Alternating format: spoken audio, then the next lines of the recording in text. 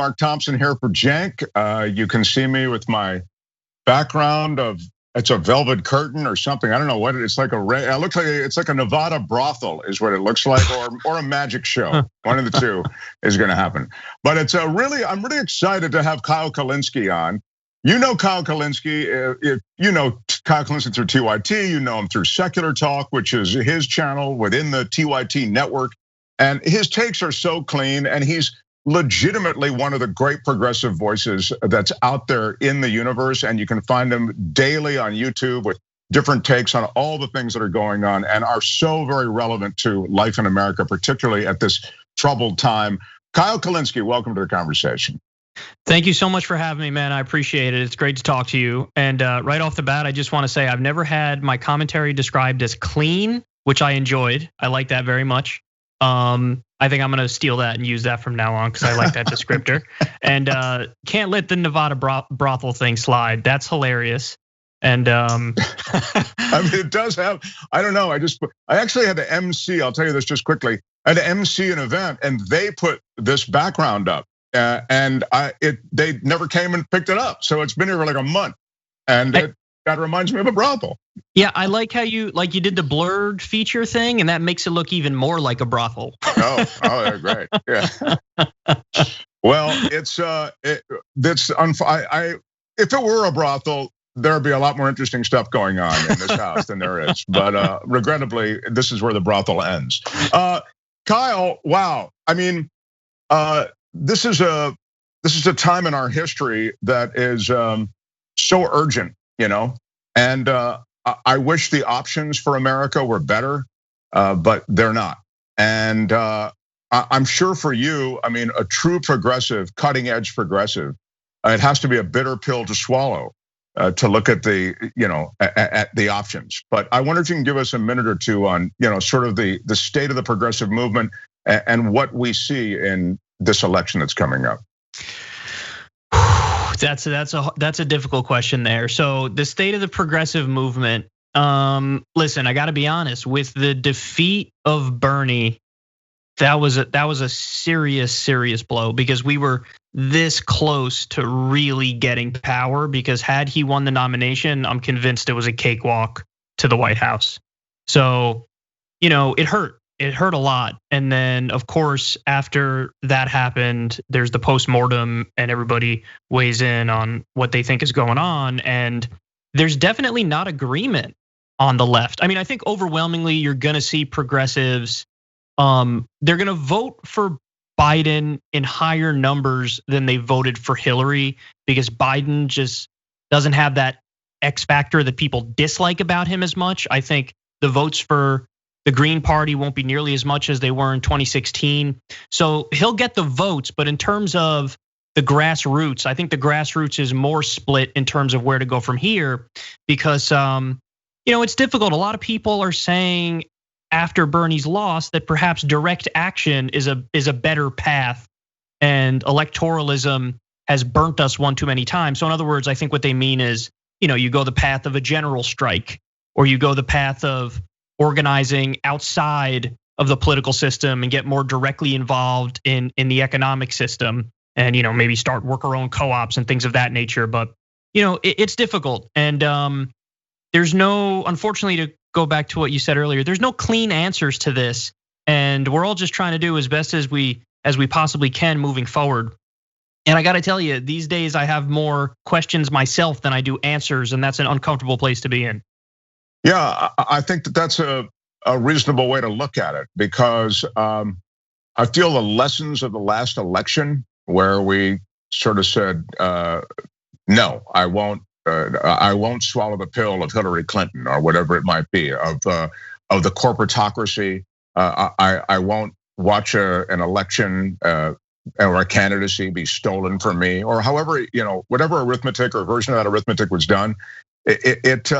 It left us with a presidency that's presented even greater challenges and a looting of the U.S. Treasury and a destruction of the environment that's irreparable in my judgment in many ways in many places. And so this time we sort of feel like, all right, yeah, I guess I just gotta, I'm not running to the ballot box, but I'm going to make it, and I've got to do this thing. But understanding that still pushes forward a corporate agenda. Yeah, and I spoke about this a little bit on my show, that unfortunately, there's no substitute for winning, and we didn't win the primary. We could get into why and how that came about, but the fact of the matter is, once you lose, there is no silver bullet. So there's some people who would say, listen, you just got to make a clean break from the Democratic Party, start a third party, build from the ground up. But even those people admit, like, well, obviously this is like a multi-decade plan. It's not like you're gonna all of a sudden create a third party, immediately get ballot access, immediately unrig the system and win the election now. So like it's a multi-decade process. So that's not a clean answer.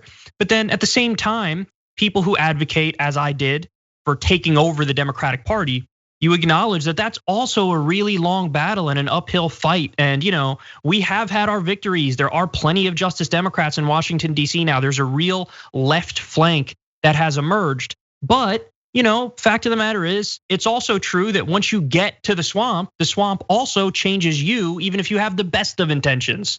So, again, there's no substitute for winning. And I wish I could just press rewind, go back in time to when Bernie won those first 3 primaries, and just really steer that ship in a better way after it looked like Biden was edging ahead. Because I do think there were some arguments that Bernie could have made that were really politically potent that could have actually won him the primary. I mean, really, the die was cast as soon as Amy Klobuchar and Mayor Pete dropped out and threw their support behind Biden. And then Elizabeth Warren kind of stayed in, because then so many votes consolidated behind Biden, and Bernie's 30% chunk was no longer enough when previously it was enough. But I wish we could go back in time and, I could tell him, okay, here's what you do from here. You compare Joe Biden to Hillary Clinton. You say, hey, we ran the experiment of the safe choice and the safe choice didn't work. So let's learn our lesson here. And then of course, the pandemic and everything hit.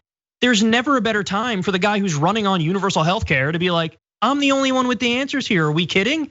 So, that's just a little bit, but we could get into more if you'd like. No, and I love that you mentioned the pandemic, because I saw the pandemic as, look, it's an unmitigated horror. Don't get me wrong. I mean, across the board. But with that said, it's an opportunity for real political change. And as you say, I mean, for real institutional change, because people are desperate for not only something, but something that works in the area of healthcare. So you're right. I think that oddly, the pandemic would have represented a real progressive opportunity. Yeah, it kills me that, just watching the debate the other night, you have Trump, saying, oh, Biden wants to kick you off your private insurance, 180 million Americans. And then Biden's like, no, I love private insurance. And I'm standing there like, oh God, no, you're supposed to say that's a mafia and I'm gonna get the mafia off your back and they're gonna stop price gouging you. And yes, I'm for socialized medicine because it works. Right, but he's too busy saying, I love fracking, don't worry, fracking's great. I mean, this is the frustrating thing when we talk about this. They say, and I don't know what Biden really loves. I don't know what any politician really loves. I mean, Trump loves Trump. I mean, what the hell? He's just kind of turned the keys over to the right. But that said, they have to say certain things and appeal to certain constituencies in order to win. This is the inherent failing, I think, of the system. I mean, not only are you do you have to pledge a sort of implicit fealty to money, but also to constituencies that need you to hang on to things, even if they make no sense, like fracking. Yeah, I think it's the constituency thing, because honestly, on the actual policy issues, like 70% of the country is for Medicare for all. So when they're signaling against Medicare for all, what that is a signal to the donor class, to the for-profit health insurance companies, to the corporations and the billionaires, like, hey, I'm cool. Because that's not something that the voters want. It's not like the voters are like, please, I need to be close with Humana and Aetna. No, nobody cares about them as entities. They just rip us off nonstop. So I think it's the constituency thing that you said, where it's more about calming the nerves of the donor class. And the last thing that we need right now is a version of politics that appeases the donor class and doesn't really help the people, especially at a time like right now when everybody's hurting economically. That's a real interesting thing that you mentioned, because you'd think if you're looking for votes, you would do, as far as coming in with positions, you'd express positions that are essentially consistent with polling. That's what the Clinton administration did when Bill Clinton was president, right? I mean, in essence, he would move his public policy, or at least his articulated public policy, along with the political wins. But that's not the way it works. No, and you do see this widening gulf between public opinion and Washington, D.C., and even the messaging coming out of Washington, D.C. And it's at the point where it's almost like comical how out of touch they are. And I'm telling you, all you need is one politician. Let me run their campaign, and I'll have them, win over 35 states in a presidential election, because politics is not rocket science. You tell people what they want to hear. You lean into the things where you're popular. You don't touch the things where you're not popular.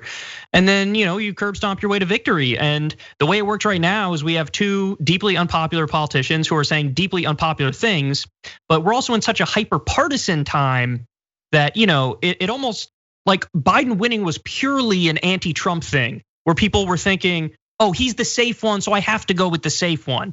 And it's like we keep settling for less and less, and the results are horrific. Find Kyle Kulinski. What a great way to stop. The results are horrific.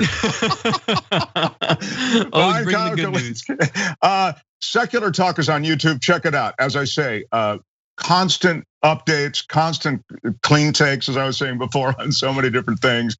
Kyle, I love your stuff. Love talking to you. I'd love to get you on the podcast, and we'll continue with this. But until then, I look forward to more from Secular Talk, and we appreciate you coming by today. My pleasure, man. It was nice talking to you. Thanks for watching this free clip of the Young Turks. Don't forget to become a TYT member today. For more exclusive content, join now at tyt.com/join.